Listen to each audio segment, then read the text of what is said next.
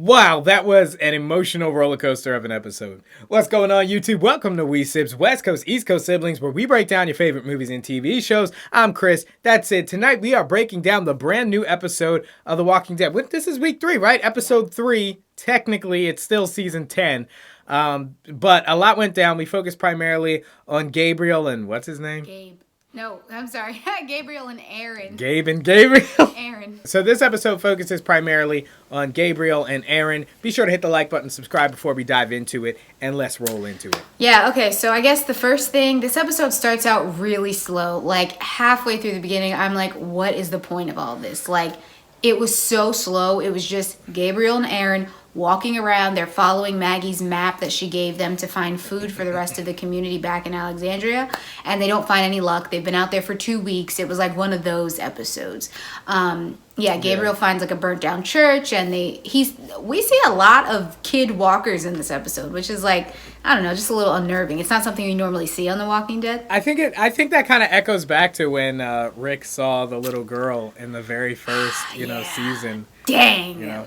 Kid walkers are tough. Yeah, so we saw a lot of those in this episode. And then Gabriel loses the map, and then finally they stumble upon the warehouse where they meet Maze, who is played by Robert Patrick. Yeah. And from there, most of the episode takes place. So they find a hog, they find some shelter, a little bit of booze, and they start talking, bonding. I think they end up having a good time despite the rough, things. And Gabriel ends up talking about why he continues to be a preacher, why it means so much to him, why he thinks that the Bible and doing that is a light in the world that we all know after 10 seasons is super dark. Yeah, and I think super needed too. I think Gabriel realizes that people need hope, and I think he realizes that with the collar, that's kind of what he symbolizes, like goodness. He has this whole like definitely. big emotional, conflict of character talking about how he came to be who he is. What was the name of the actor who played Pigman? I'm gonna call him Pigman. His name's Robert Patrick. We've seen him in some other things, but don't ask me what, because I don't remember. Yeah. I thought I recognized him. Or I'll call him Boorman. Well, Boorman, he's completely lost faith in humanity. So his brother betrays him for some food. It's funny that this is an episode with the Reverend, because the story of like a Jacob and Esau type situation, because those were two brothers and, food was involved or whatever. So a lot of like biblical symbolism in this episode.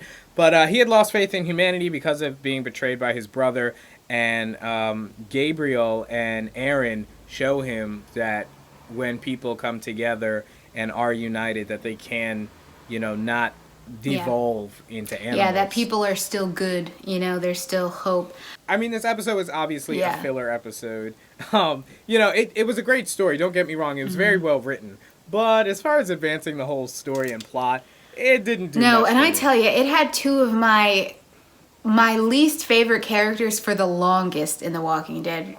Gabriel and Aaron showed up in season 5, and I couldn't stand them then. And nothing has changed. I like Gabriel a little bit better, but it's been 5 years, and I still can't stand Aaron. Everything about him gets on my nerves. Yeah, he just seems super, he comes off as a self-righteous character. And it's funny because you have a self-righteous character and a holy man in the same episode.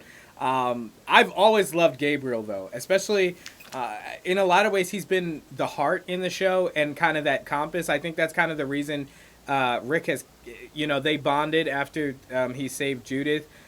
Rick always knew that Gabriel was going to check him on the morals. He was always going to, they were always going to have that camaraderie, the sheriff and the reverend. That's kind of what it was. Yeah, I can get that. I think for me, what rubbed me the wrong way is just how Gabriel was with them in Alexandria in season 6, where he lied and told, what did that girl name?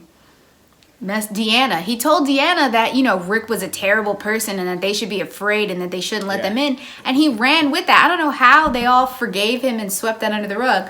But I get it. Time has passed. And I don't hate Gabriel. So that's good. But he still just rubs me the wrong way. It's just like, I think he's trustworthy, but I don't like him. Yeah, I get that. And that's fair enough. But I do think one thing, as with all of these characters, there aren't many stories of character growth that you'll find that match Gabriel's, who are still living.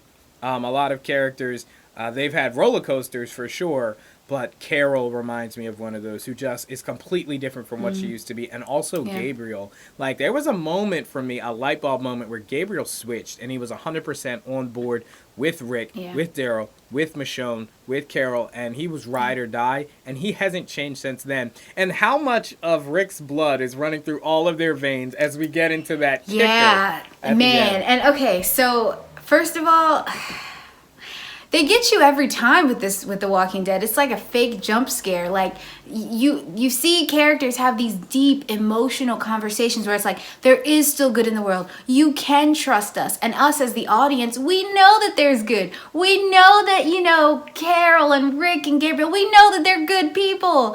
And then they convince the person on the other side, and then BAM! They just kill him! And it's kind of like a power move, a finisher move. Like, they rarely use that, and it's so potent when they do. Because while they still believe what they believe, and they preach that message to the day they die, there are some people who they make that decision in their mind too dangerous.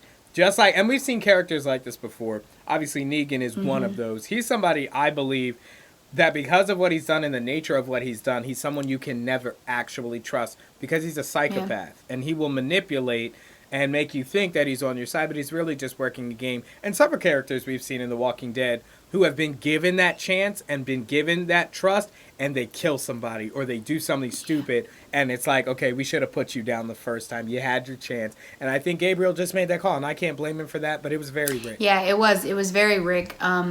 And that's my thing. I'm like, okay, have we done this too many times? Actually, maybe not, because I believed Gabriel when he said it, and I believed that it was going to be okay.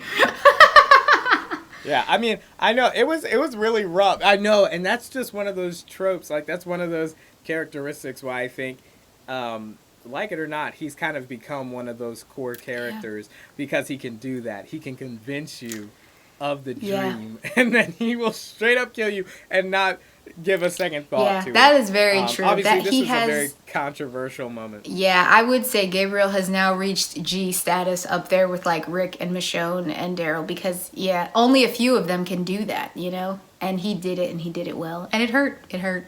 Even like, what it reminded me of?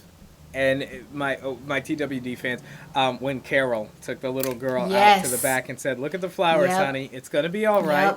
It's all right." It happened so many times. And that was tough. I mean, when Carol did it with, I don't remember the little girl's name, but that Rick did it in the prison. He like convinced people. He was like, "Yeah, we're going to do it." And then axed some guy in the head. Like, man, they're just, but honestly, it was good to see because we miss, in the last 3 episodes, we've not gotten those great, iconic TWD, like, moments, So it was nice. It was nice to be back in familiar territory. Yeah, that's definitely going to be one of those moments you remember from this season, if not the past several seasons. Definitely a controversial one, though, so let us know what you think down in the comments of that and the entire episode as a whole. Also, don't forget, we got Superman and the Flash coming tomorrow. Tuesday, and we have Snowpiercer coming tomorrow, full week for and you. Debris. And the season Debris finale is coming tomorrow. Of Servant. Yes, and Debris, the love to hate type of show that we're covering now. So you don't want to miss any of it. Hit the subscribe button and click the bell. Snyder Cut, as you know, is coming up later this week. We're going to have tons of coverage for you. Every trailer, tons of panels for you. So you want to keep it locked here, as well as our sister channel, the La Quente Ledger. We'll be doing some content and collabs over there with them. Also, I think everyone kind of forgets that Captain Winter's Falcon and Winter Soldier is coming out this week, same day as Snyder Cut, same time as Snyder Cut. So we will be covering both of those shows for you guys late Thursday night, early Friday morning. So keep it plugged in here. Oh, man. There's so much content I totally forgot about. Same day, same time. You don't want to miss it. It's going to be crazy. Yeah. So keep it locked. Absolutely. Thank you guys so much for watching. I'm Chris. That's it. This is Sibz. We'll see you in the next one. Peace.